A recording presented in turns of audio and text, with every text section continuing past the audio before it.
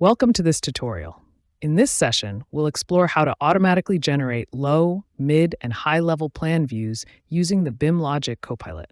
In dense MEP models, elements like ducts, pipes, and conduits often overlap vertically. This makes it challenging to represent them clearly in just one plan view.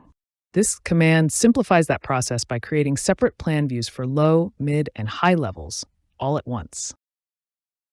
Start by selecting the MEP elements you'd like to include in your new views.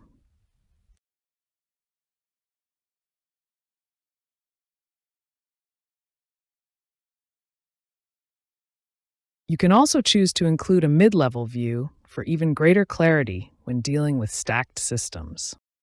Select this option to generate the new views as callouts within your current active view. And if you'd like to review the results immediately, enable Open Views so the new views open right after creation. Click Run button. The command will generate callouts. Let's review the result. Each view clearly displays the elements at the corresponding height, low, mid, or high, without interference.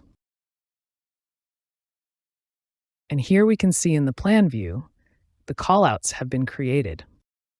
Thank you for watching and happy designing with BIMLOGIQ.